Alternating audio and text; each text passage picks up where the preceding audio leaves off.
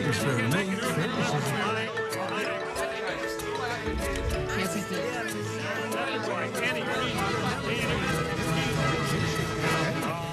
Well, if you don't know what fair is, you can't make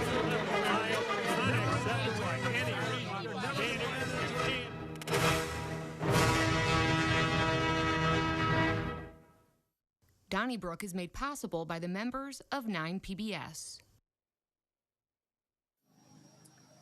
Well, thanks for joining us for another edition of Donnybrook. Great to have you with us, and don't miss one moment of this show this week because the mayor-elect for the great city of St. Louis, Tishaura O, is going to join us for Next Up. That's right, Tishaura O at 12:30. So go wake up Grandpa and postpone that elective surgery.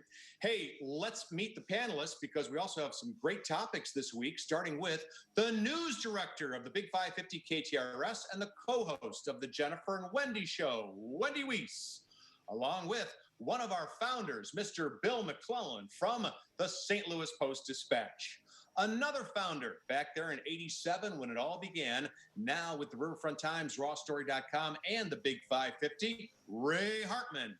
And from the St. Louis American, Mr. Alvin Reid. Before we begin, we do want to congratulate everyone at the Big 550 KTRS on the occasion of the radio station's silver anniversary, 25 years, Wendy, and you were there day one, April 15th, 1996, right? 1996. It seems like only yesterday. The time has flown. We all see it in our hair. We see it reflected in our hair color, but it's been a lot of fun. Mm-hmm. And Ray, of course, you hold court every weeknight. They've survived 2 years of me, but it's a great place to. It's real. Congratulations to Mark Dorsey and all the team. It's been a great run.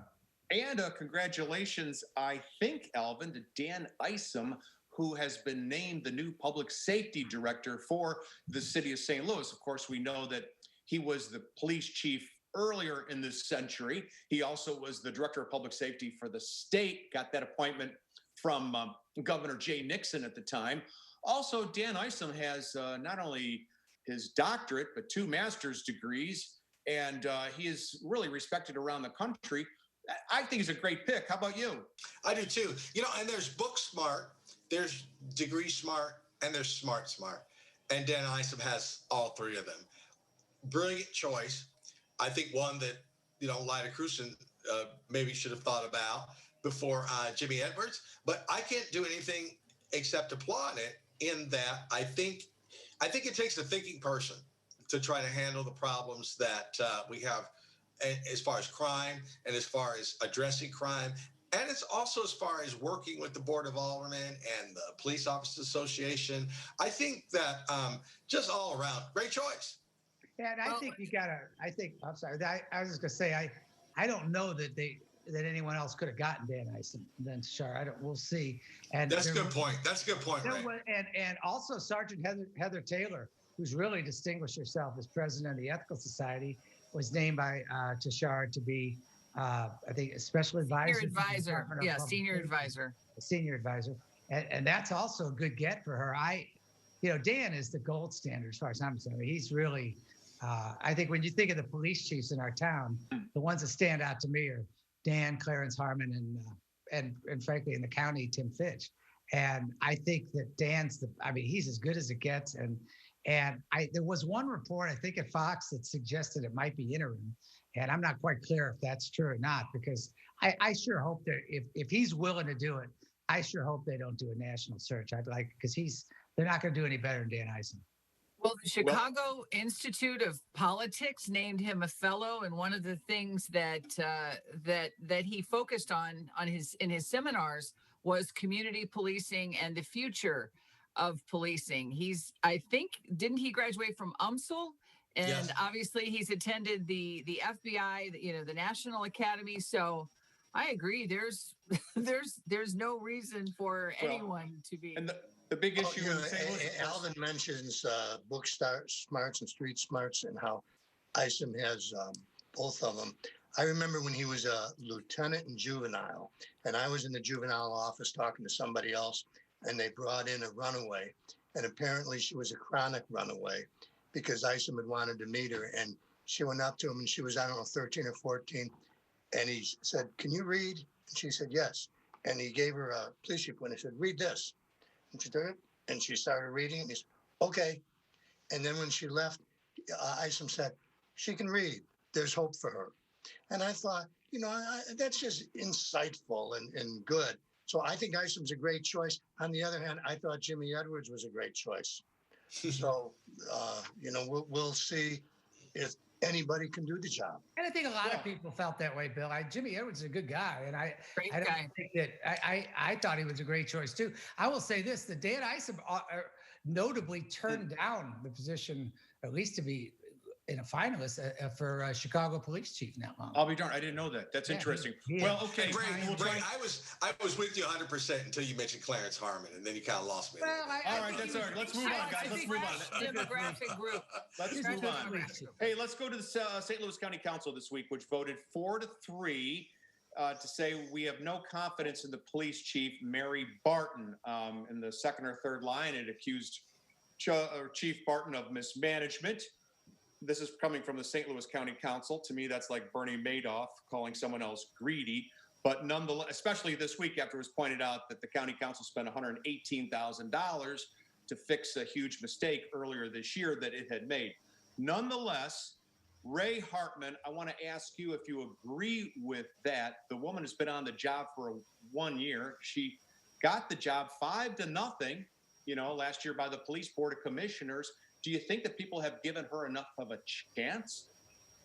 Well, first of all, the good Bernie Madoff reference now that he died this week. I knew he died. Oh, okay. But nonetheless. No, it's fine. I just he's one dead person. I don't talk about him. Feel bad speaking ill of him. No, we're not. I'm just teasing. No, I think Mary Barton should resign or be fired. I don't. First of all, the 5-0 vote doesn't really mean anything because any board is gonna, whatever their vote is, they're gonna say it's 5-0. You don't want to announce that somebody was hired by 3-2 or 4-1. That doesn't usually work. But that's not even the issue. Mary Barton, through no fault of her own, was never qualified. There were 4 police chiefs before her. I won't remember them all, but certainly we talked about Belmar, Fitch, Jerry. I think it was Lewis before him. Jerry Lee. Jerry Lewis. Klein. Jerry Lewis. And then one before him. And then I think 2 before that were hired from other places. She was the first one who was a captain, who wasn't a number 2. And really, from the moment she walked out there, the first time she spoke basically publicly and said there was no systemic racism in St. Louis County, 2 weeks after whatever it was, the George Floyd murder, she doesn't have the skill set for this job. And in the last 2 weeks, not only the county council, but the Ethical Society of Police voted no confidence. Right now, the Fraternal Order of Police is taking a poll, which says something in and of itself about her. And I say she's a bad person or anything. She's just not suited for this job. This job is about communication and building trust, and she's not the right person for it. I agree. She's not Tim Fitch. She's not Bill Bratton. I don't think she's Elliot Ness. Don't get me wrong. But it's funny. We've got a jail in downtown St. Louis, and we're not firing that guy, even though locks don't work. We've had 30 kids in the city of St. Louis who've been killed, and not one of those have been prosecuted. No one's asking for any firings there. But this woman, in the resolution, which is 3 pages long, they don't even mention one time crime. Like the crime in the county isn't even considered. It's all these other factors like her brother-in-law's racial epithet, which was terrible, of course, but I'm not sure it's a firing offense. Well, all right. One, somebody has been arrested for the one child killing, and they've been charged. So there's one. So just to be correct on that. Is that right? Was that today, though? That was like today or yesterday. Yeah. Okay.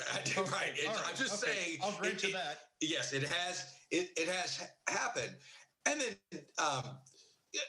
too, all right, the chief of police of the city of St. Louis is not responsible for what goes on in these detention centers and these jails, okay? And two, the chief of police of the city of St. Louis, my guess, ain't gonna have a job as chief of police of the city of St. Louis here in a matter of weeks or months. And, if I, as a citizen of St. Louis County, and fair-minded, I know some people may not say that, but fair-minded, I have no confidence in the chief of police of St. Louis County. So for a majority of the board to say they have no confidence, I have to stand with them. I'm not surprised that Tim Fitch and the other Republicans are with her, because they're just making that political statement that whatever the police do are right kind of thing. But, it's ridiculous. And I think she has paved her way to not having a job. I'm sorry, Alvin, go ahead. No, go ahead. I'm done.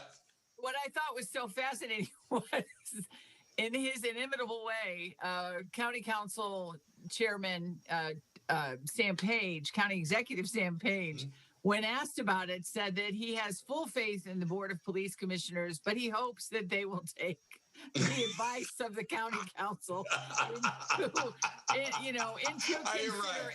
Please fire her. I don't want to fire her. No, you fire her. Hey, I got to tell you something. He did that last summer to this woman. She had just been on the job since April. And when it came to the Wildhaber incident, remember, he said, well, and I think Troy Doyle sued, and Sam Page said, well, I wanted Troy Doyle. Why is he suing me? I didn't want this woman, Mary Barton. She's never even been given a chance. And I'll tell you what, it's not even the county council's call. I mean, they're a debating society. Right. They don't make that call. It means nothing. It does mean nothing. Sometimes you can just get off. Sometimes you can get off on the wrong foot. And she came in, she wasn't following Tim Fitch, who was so popular. She was following John Belmar, who was not popular. And I thought, hey, a woman following an unpopular old white guy, she's set up for success. And she just came in and, like Ray said, got off on the wrong foot with this thing about no systemic racism. And then saying to the Post, well, if anybody thinks I don't believe there's racism, they're misinformed. Kind of like, what? You're the one who just told us that. I'm surprised she doesn't just resign. If you take any police captain out of their office and put them in the harsh glare of the media spotlight, they're going to have some stumbles along the way. I mean, there's no doubt about that. And maybe in her mind, in her experience, she didn't believe that there was systemic racism in the county. That's fine. But the problem wasn't just like it was a gaffe. The problem is, look what's happened since. Her brother-in-law, but she's not. Are you responsible for your brother-in-law? Let me finish. When her brother-in-law dropped an N-bomb as a dispatcher, he was allowed to retire, apparently without incident. And then, to make it worse, somebody mentioned Wildhaber. Keith Wildhaber got reprimanded by her for criticizing that. And then Shanette Hall recently appeared on Vice.com, on a national story, talking about racism. And guess what she gets? What they call in the cop world a geography lesson. All of a sudden, she's like, can I just jump in there on the Shanette Hall? Ray, I think you're onto something, but I don't think you're fair, because Shanette Hall has an inclusionary role. She's supposed to be recruiting people to the police department, but I don't know if she's recruited anybody. And she keeps speaking to Vice and everybody else how bad the police department is. How can a recruiter get people to join it as police officers when she keeps bad-mouthing it? So the chief said, hey, guess what? You're going to be an officer. You're going to have a patrol, and there's nothing wrong with that. Guess where she is? There's nothing wrong with that. Yeah, well, except that they gave her the geography lesson in Far West County, and I mean, my point is, a lot of people like Far West County, right? Besides, Charlie, the chief didn't make that argument. The argument that you're making is a pretty good one. How can you recruit if you're denigrating? That wasn't her argument. But the chief acted like she had nothing to do with the transfer, and people get transferred all the time. So you're making a much better argument than Chief. Well, let me ask you this, Charlie. Charlie, one of the things she said to the Post-Dispatch, besides saying she was blindsided by something that had been on the agenda for days and that everybody knew was coming, and basically, instead of saying, okay, we got people upset, let's talk, she said, I'm going to keep doing what I'm doing. And then the other thing was her defense one of her defenses was the fact that she's meeting regularly with the Ethical Society of Police. Did somebody not draw her attention to last Friday when that group was the one that called first for no confidence? Well, but both things can be right, Ray. Both things can be right. She might be meeting with them on a regular basis, and they voted also to censure her or to vote no confidence. But I would say, overall, and I realize she is not the best. She's kind of learning on the job, and maybe that shouldn't be the case. But the state law basically says you can't fire her unless she commits a felony or she has complete insubordination. And there's a few other things. The bar is very high. So I don't know why people are even talking about this, because it's almost impossible to get rid of a police chief anyway. No, it's not impossible. And you would. It is No. What I'm saying is, if you create enough momentum, then they would leave by themselves. No, if you give enough money, that's the key. Well, all right, and I'm not defending her, but I will say this about the reassignment of the other officer. Let's flip the switch here. If this was a white person and they went on Newsmax and said the problem is Black people commit too many crimes and blah this and blah that, and you took the same action against them, but you didn't. That to Wild Neighbors, but you didn't. That didn't happen to Wild Neighbors. Let me finish, Charlie. And if you didn't take that action against a Black police officer in a similar role, then the white police officer is going to sue, and you've basically set up their case. Alvin, I think that was a good point. I think that she is also a much needed distraction for a beleaguered county council. She's made it very easy for them, but she is an easy kind of a. I have one question for you, Charlie. If God forbid they acquit George Floyd's murderer, Derek Chauvin, next week, who would you rather have as police chief in St. Louis County to deal with that? Mary Barton or Troy Doyle? Troy Doyle should have been the police chief, and I think he still could be. I don't know if they, with some people like Jeff Bader, but I'll say this: that's a good point, and I'm glad you brought that up, because she had a pretty tough year taking over during the pandemic and after the Floyd incident. Of course, that was not an easy first year, and I agree. She may not be Elliot Ness, but someone has to defend her in some ways, especially when there's some craziness going on. Hey, I want to get to the next topic with your okay, everybody. Let's move on to Ms. Wendy Wiese, the silver anniversary celebrator. Yes. Okay. Vaccines. There have been numerous reports this week that they can't give them away. They're just not getting people to going to the Dome or even on the east side of the river. And at some point, we're going to get to the point where there are too many vaccines and not enough people. Scott Gottlieb told NPR yesterday, the former FDA commissioner, that we're not going to inoculate more than 150 million Americans. So at some point, don't you think we're going to have to say, okay, your deadline, St. Louis, is June the 1st to get the vaccine. Otherwise, we're going to send these to the developing world. What do you think? I think you are a great humanitarian for even coming up with that alternative. But I also think that we have to do everything we can to ensure that people are finding out about the new dates and the fact that everybody's open now to receive the vaccine. Amy Yeager is the public information director for Madison County. She does not believe it has anything to do with hesitation. She just believes that people are not aware that they had initially been told that it would be summertime and that they do not sample the media often enough. That part I can't figure out. We use all sorts of ways to alert people to children who have been taken, via the Amber Alert, the National Weather Service system. And I've seen countless PSAs on television about vaccines being available. I don't think that Johnson & Johnson pause this week helps those who were on the fence. So I don't know what the reason is, but no, I don't think that we should immediately send all of the vaccines overseas until people have that opportunity.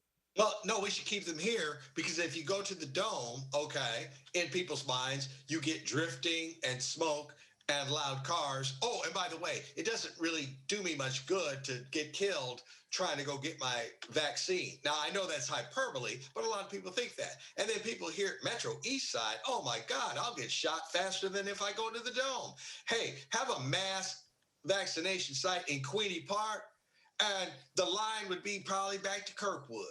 I mean, let's just be serious. You're sending people from a region that really are very suspicious of the city of St. Louis straight down to the city of St. Louis. And that's not going to work. Not at 11 p.m., Alvin. I mean, they don't have to go down during the hours are business hours. And I'm thinking.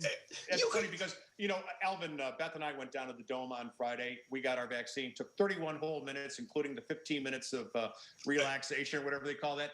And the woman we went in with was from Creve Coeur, and she could have gone to Chesterfield Mall. Michael Steinberg has a big site up there, but around the area, whether it's GOP men or others, I don't know. People are just not getting it.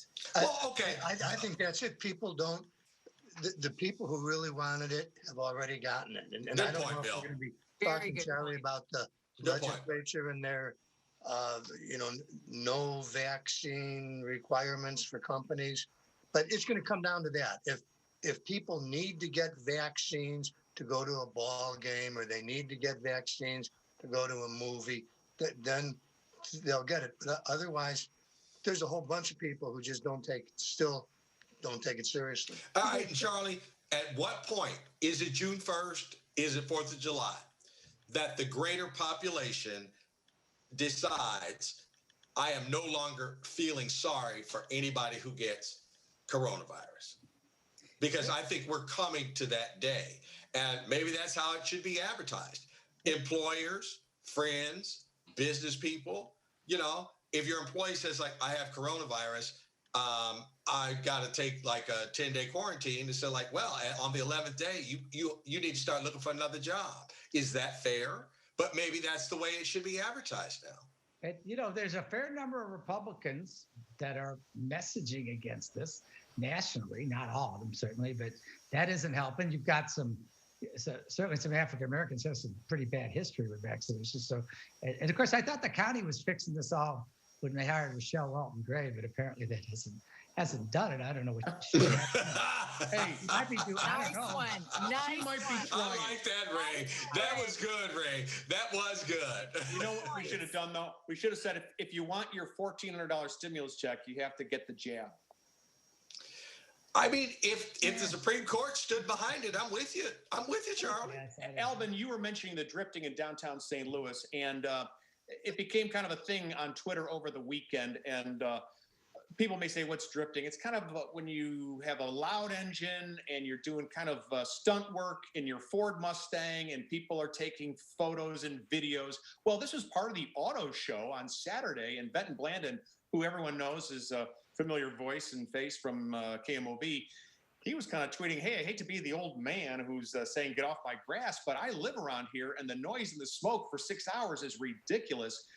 Alvin, do you think that drifting should be allowed in a residential neighborhood in downtown St. Louis? I'll compromise. 6 hours may be too much. All right, 3 hours. Now, if you have the same complaint, it's kind of like a not in my backyard kind of thing. You live in the city of St. Louis, and look, St. Louis is the paddles. We need a jump start. And I think whatever you can do to get people to St. Louis, they should have made people, if you want to go to the drifting thing, you got to get a vaccination.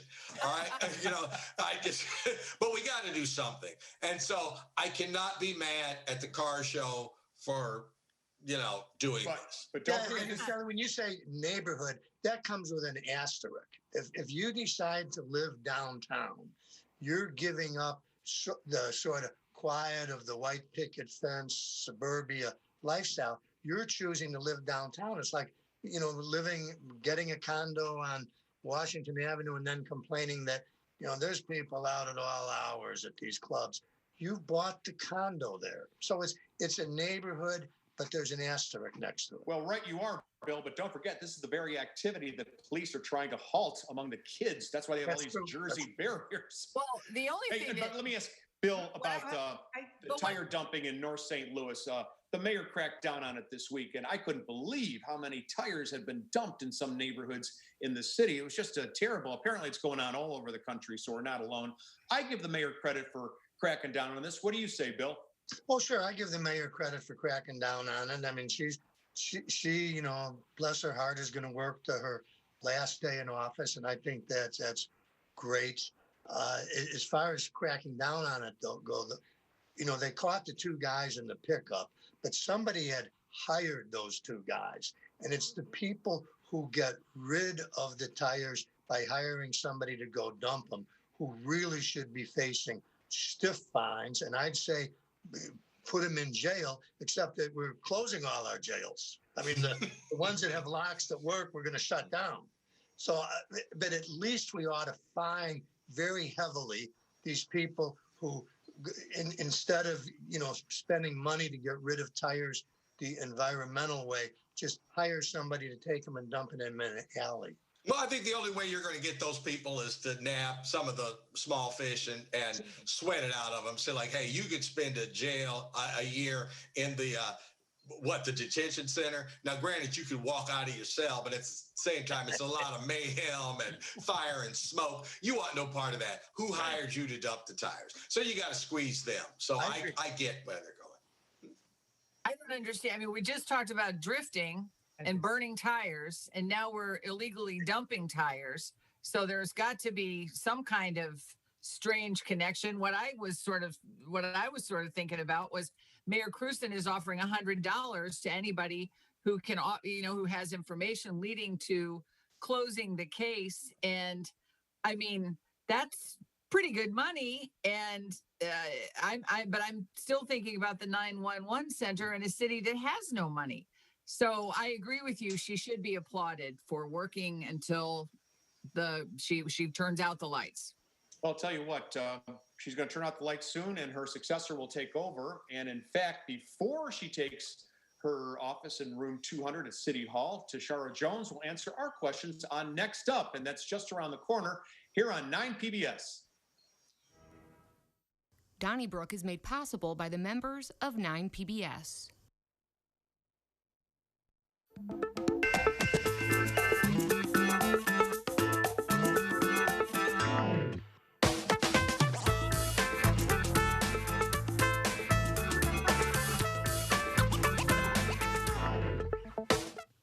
Hey, thanks for joining us for Next Up. We really appreciate it. This is where we throw questions the way of community leaders. And tonight we welcome the mayor-elect for the great city of St. Louis, Tishaura Jones, kind enough to share her time with us on 9 PBS. Ms. Jones, thank you very much for joining us. How are you?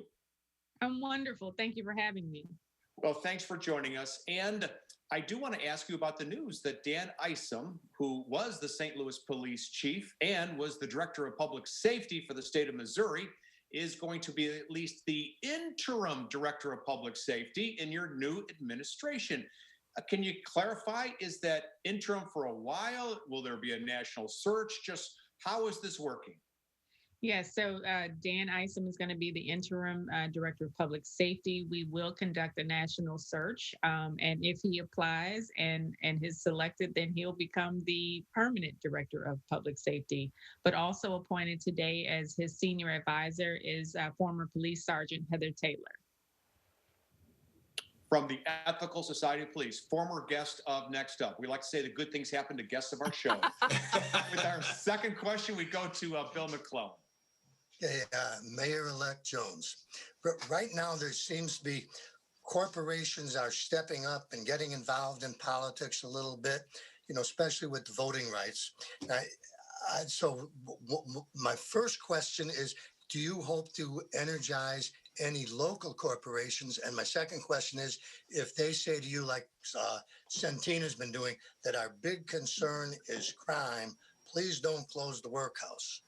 What would you say to those corporate leaders? Well, I know that they say corporations are people too, but corporations don't vote. The people voted. And I made a promise to the people who elected me that I would close the workhouse. I think that we can walk and chew gum at the same time. We can reform our criminal justice system and make sure that the people who are currently at the CJC are treated with dignity and respect, and also upgrade the facility. So, I have to keep the promise to the people who elected me. Okay, and did you hope to energize corporations in any of your plans? Yes, absolutely. The what I've heard from business leaders as I was running and having conversations with them is that nobody talks to them, and so I look forward to having regular conversations with our business leaders to see what they're concerned about. And a lot of times, people just want someone to talk to let them know that somebody cares that what they're doing in the mayor's office. So I look forward to engaging our corporations, encouraging them to stay, and also helping them get involved in improving our city and our region. Thank you. Right. Madam Mayor-elect, first of all, congratulations on getting Dan Isom and Heather Taylor. Those are great gets. I guess my question is, you paid some dues down in Jefferson City. What are you going to do about the Republicans in Jeff City want to get them to start leaving the city of St. Louis be? Well, I think that you'll see that I'll be engaging with my former Republican colleagues. I served with our current governor and lieutenant governor when they were both in the Senate, and have great relationships there, and look forward to rebuilding those relationships. I am also headed to Jeff City in a couple of weeks to try to just to get to know the new Republican leadership. I think that's important to go even when you don't need anything. To keep relationships warm.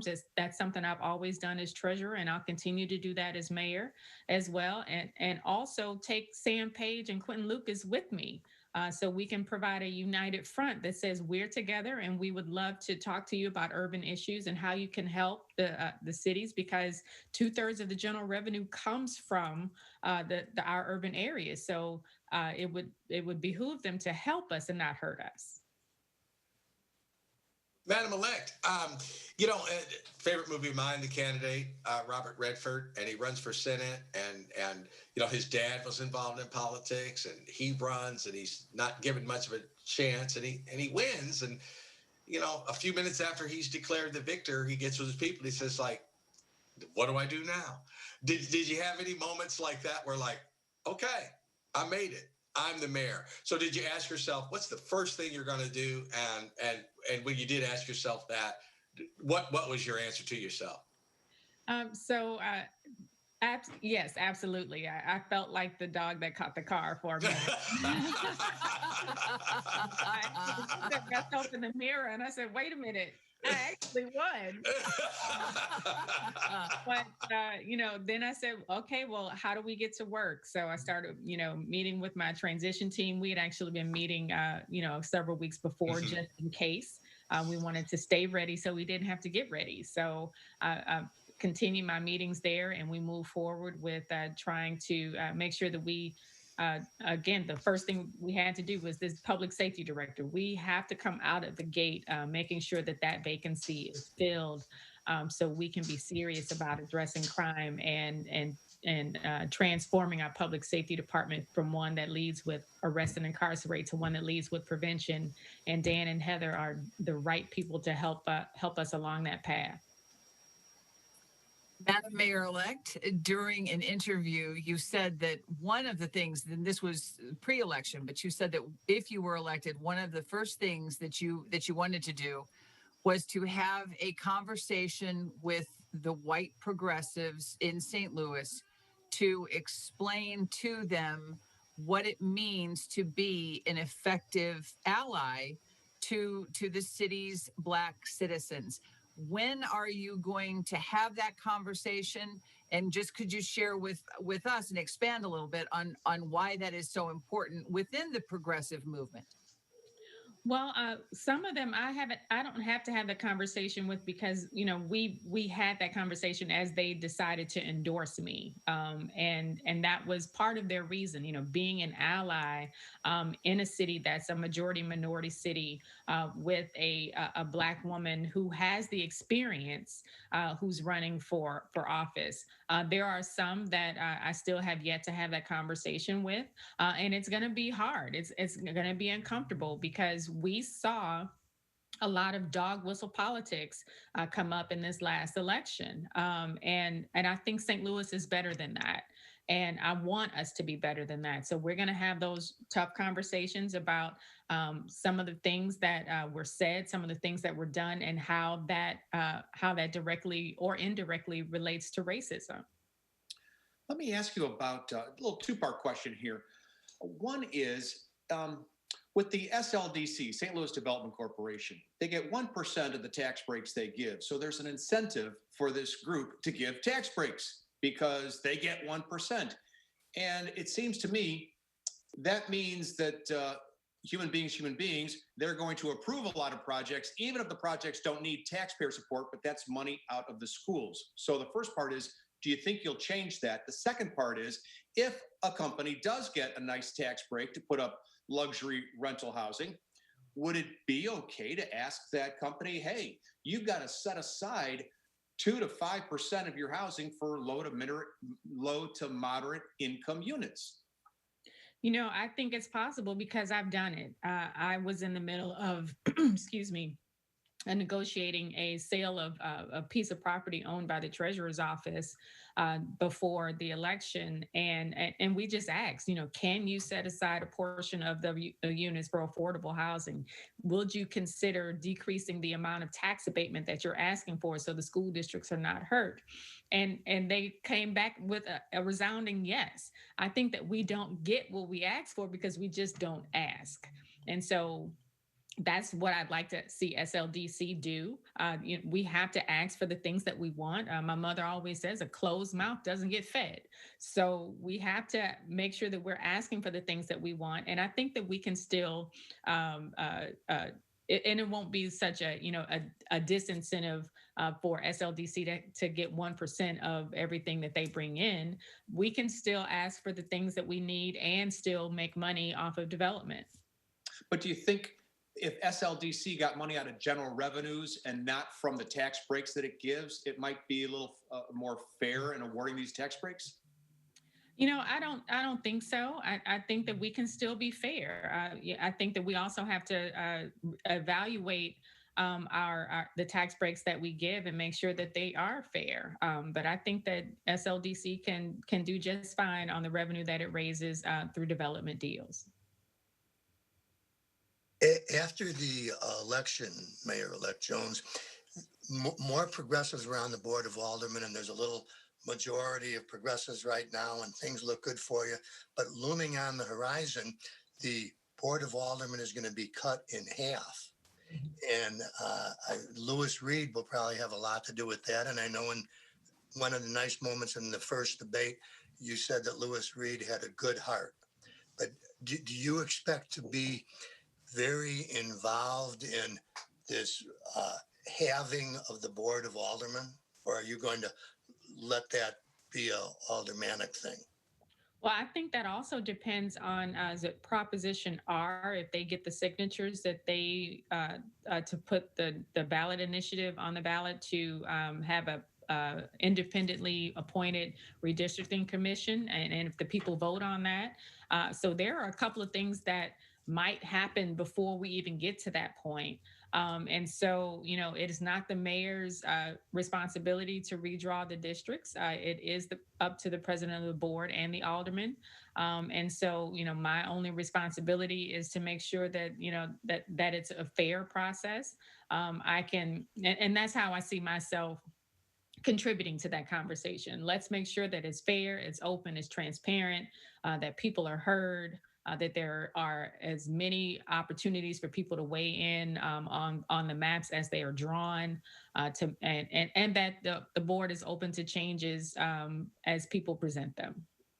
Thank you. I think during the campaign you made a reference to Jeff Rorta, the president, whatever he is, of the police union, not being welcome in your office. I don't want to misquote you, but something to that effect. Now that you've got at least the beginnings of your team in place, what do you think the outlook is for you, particularly as a woman of color, to deal with the police union in the city of St. Louis, which is quite a challenge. Is your position on Jeff Rorta unchanged, and what do you see yourself being able to do? Right. My position on Jeff Rorta has not changed. The current president of the Police Officers Association, I believe Jay Schneider, has reached out to me to congratulate me, but he is not Jeff. And so I will make sure that, I separate those two. But I have said it and I mean it.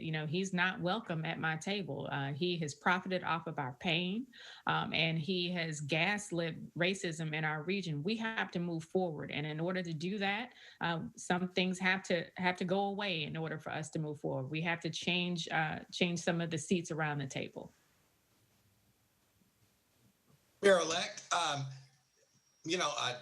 Kara Spencer stood up to the St. Louis Blues when they wanted something, and they pretty much threatened to sue her and ruin her.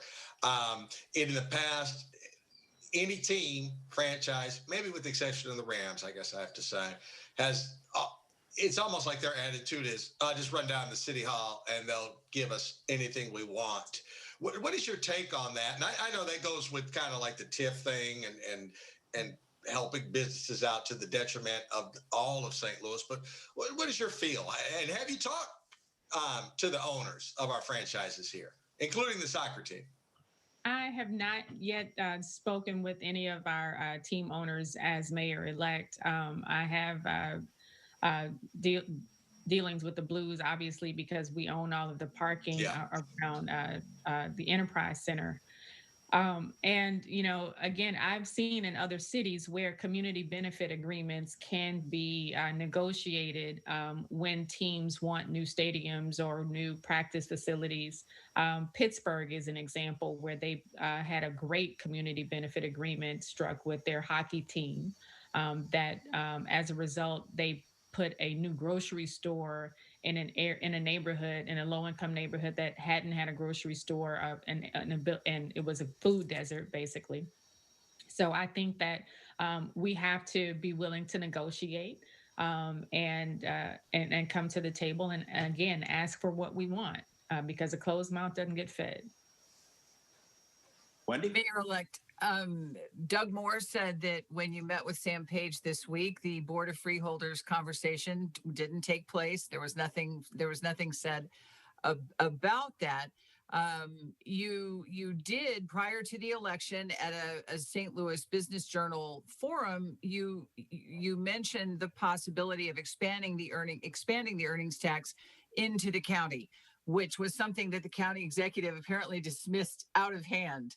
If you felt the need to try to change Sam Page's mind on that, how would you go about doing that? What are the most important benefits?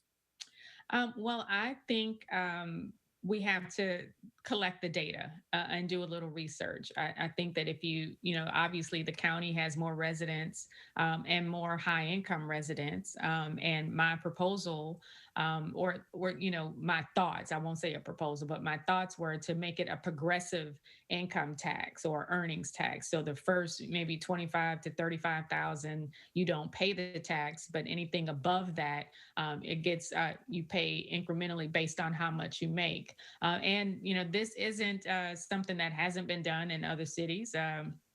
They have progressive income taxes in other major cities. And I also think about how a steady stream of income could help North County municipalities that don't have a lot of commercial industry in their municipalities, like Chance, for example, which is 13 people, right? So I think that this helps everybody in the region. A rising tide lifts all boats.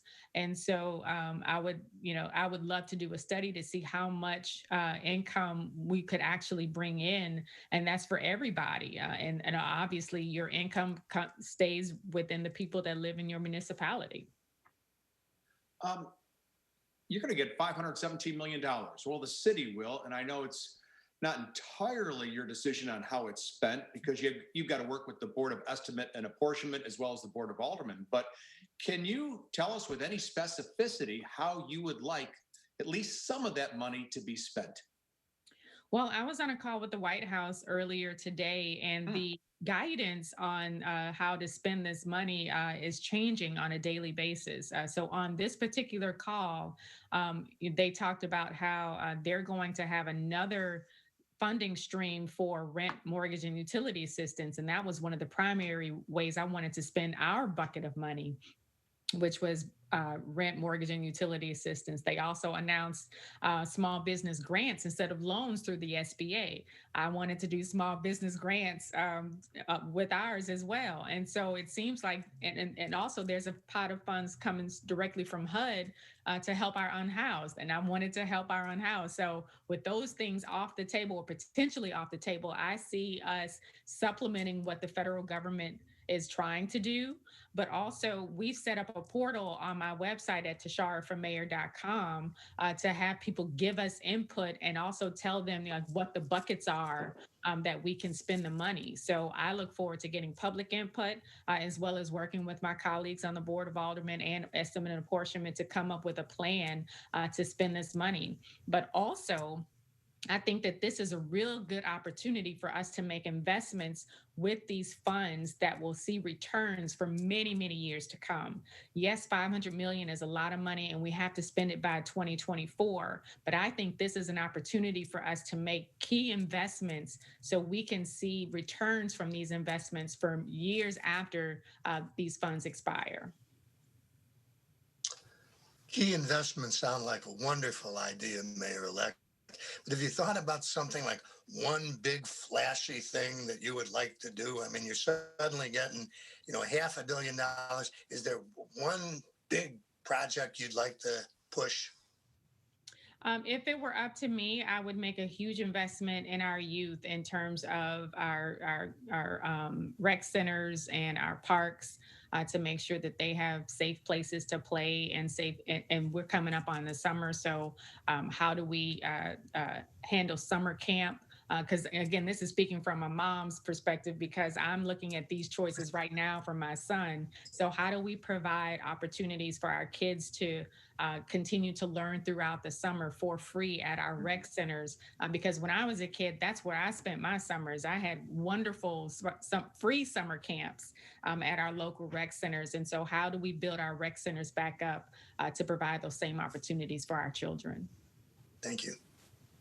As you know, I'm a little bit long in the tooth, and I was thinking, if you go back, say, 3 decades, and you say that the 4 most influential people in the city of St. Louis are going to be 4 African-American women. Kim Gardner, Circuit Attorney, yourself, obviously, Darlene Green, the Controller, and Cori Bush as Congresswoman. Put into words what you think that means to St. Louis going forward. Oh my God. So I am so excited to be able to serve with the women that you just mentioned. I've talked to Darlene already as treasurer, but being able to serve with her in this capacity and just being able to sit with her on a weekly basis now or biweekly basis at the Board of E&A and just kind of, get all of the institutional knowledge that she has is so exciting for me. And then we've already had a call with Cori Bush's team and we introduced our teams. And so we're looking forward to having ushering in a new era of collaboration and cooperation on the federal and local level. No longer will we wonder what's going on in DC. We'll have direct access through our teams to be able to be in sync and also to be able to help Kim Gardner achieve her platform, the things that people elected her on to do, which was to reform our criminal justice system. She needed a partner in the mayor's office in order to do that. And now I'm able to help her do that. So I think that we're going to be able to work together as Black women, looking with the leadership that the way that we approach leadership from a holistic standpoint to really bring some change to our city and our region. Well, I forgot my man's name. $1 Million Man was living in the Chase Park Plaza and was going to fix our schools. And Mayor Slay was involved, and that was an unmitigated disaster. Since then, it seems like, Room 200 has left that alone. Are you going to try to get involved in improving city schools, or just kind of lend an ear or try to help when asked of you? No, I'm going to be an active partner with our school district. I already am as treasurer with the College Kids Children's Savings Account program. I look forward to expanding that program and being able to do more with our children. I want to bookend it so every kid still will get an account when they start kindergarten, but also when they graduate, they'll have options. And so working with our business community, with our university community, I think that our high school graduates should walk across the stage with three things: their diploma, a copy of their credit report, and an offer letter going somewhere. That's a union apprenticeship, it's a 2 or 4 year college, it's a technical or vocational school. And so I want to work with our schools to make sure that we are preparing our children for the future. I can only imagine how proud your father was on election night. I don't know if I know he is signed off of Twitter for a while, but we're all, any parent can imagine how proud he is of you.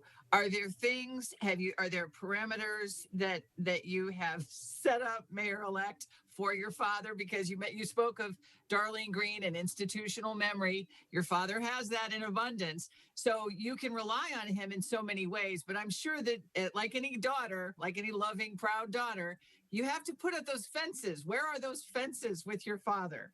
Yes, yes, absolutely. And my father likes to tell the same story over and over and over again. And so so that's one of the fences.